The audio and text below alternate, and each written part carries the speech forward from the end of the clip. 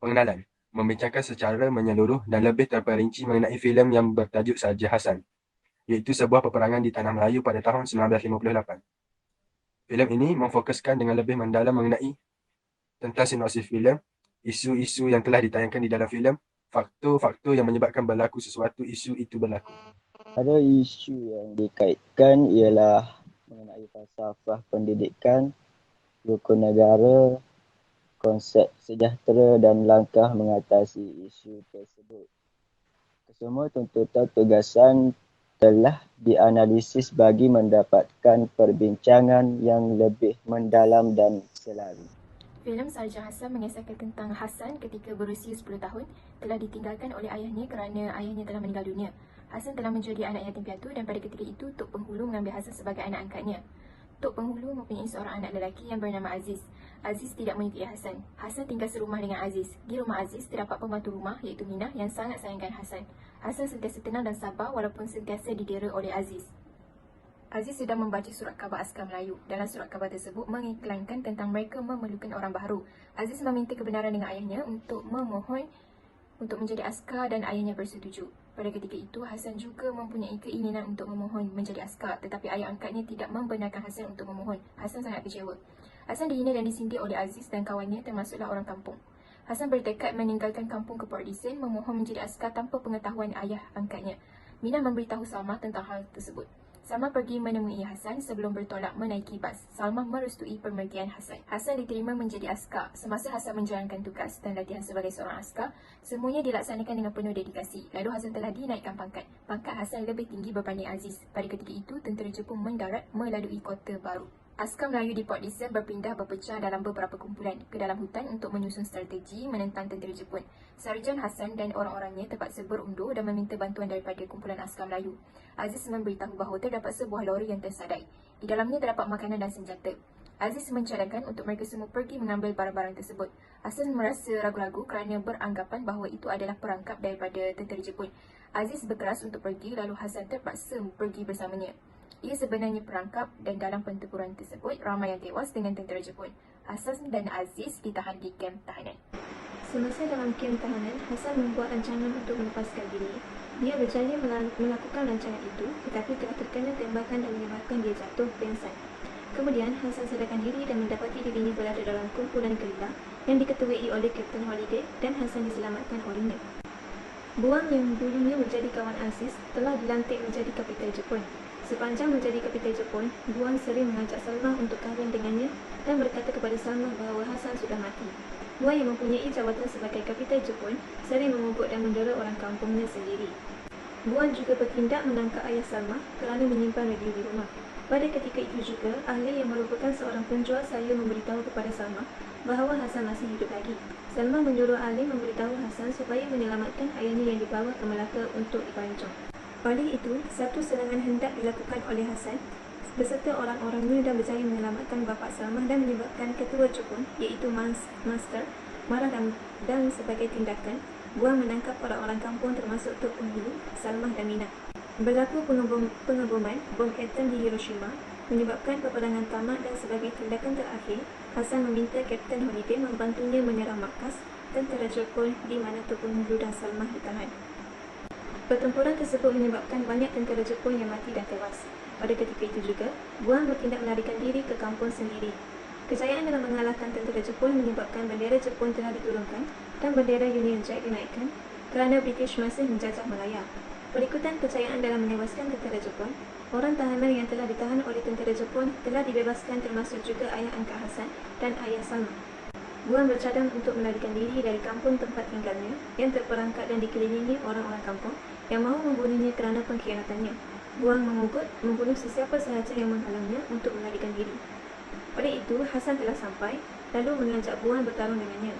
Buang bersetuju untuk bertarung dengan Hasan. Pertarungan pada ketika itu sengit dan akhirnya Buang tewas dan terbunuh apabila pisau terkena pada badannya. Aziz yang telah dibebaskan telah pulang ke kampungnya.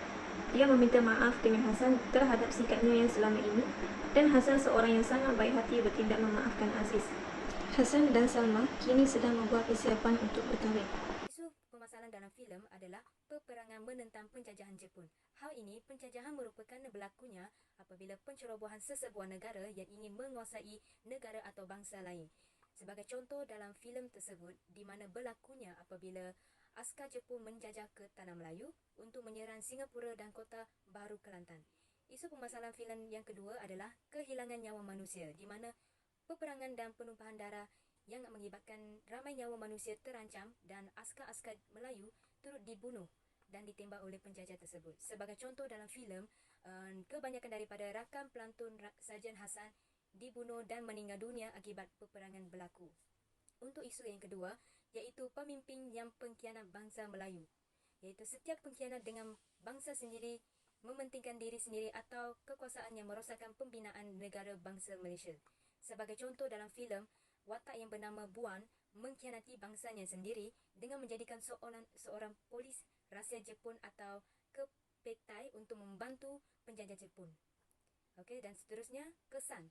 Kesan penjajahan Jepun adalah sistem perhubungan perdagangan Tanah Melayu tidak terkawal dengan kuasa luar disebabkan peperangan.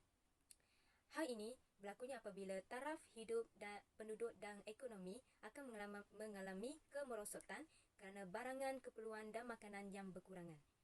Kesan yang kedua iaitu pelombongan atau perusahaan biji timah dan getah merosot dan tidak berkembang pesat.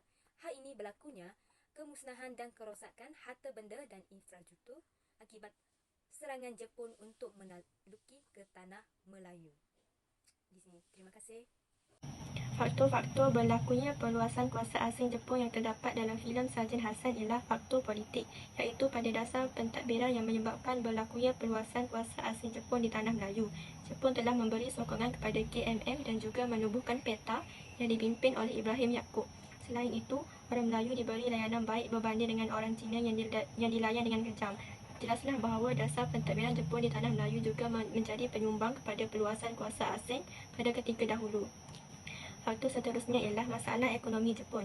Hal ini demikian kerana pada ketika itu penduduk Jepun bertambah dan memerlukan bekalan keperluan yang mencukupi bagi menampung peningkatan penduduk Jepun ketika itu. Dengan itu, Jepun bertindak menjajah Tanah Melayu serta monopoli hasil bahan mentah untuk industri mereka. Jelaslah bahawa sektor ekonomi amatlah penting kerana ianya adalah sumber utama sesebuah negara. Di samping itu, antara penyumbang lain kepada perluasan kuasa asing Jepun ialah faktor sosial. Dasar demonisasi diperkenalkan oleh tentera Jepun di Tanah Melayu dan dasar ini ialah layanan buruk antara orang Melayu dan orang Cina. Hal ini telah memberi kesan yang teruk iaitu permusuhan antara orang Melayu dengan orang Cina. Dasar penjumpanan juga telah dilaksanakan dalam sistem pendidikan di Tanah Melayu. Semua jenis sekolah seperti English, Cina dan Tamil telah dihapuskan dan digantikan dengan sistem pendidikan Jepun. Semua sekolah menggunakan bahasa Jepun dan bagi masyarakat Melayu pula, sesiapa yang menguasai bahasa Jepun dengan baik, mereka akan dinaikkan pangkat. Jelaslah bahawa faktor sosial menjadi salah satu penyumbang kepada perluasan kuasa asing di Tanah Melayu.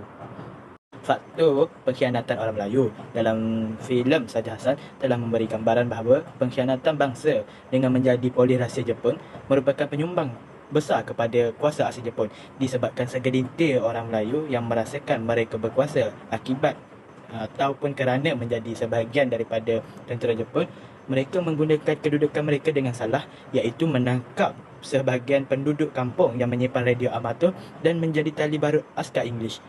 Disebabkan ini, tentera-tentera Tanah Melayu sukar untuk menyerang ataupun menumpaskan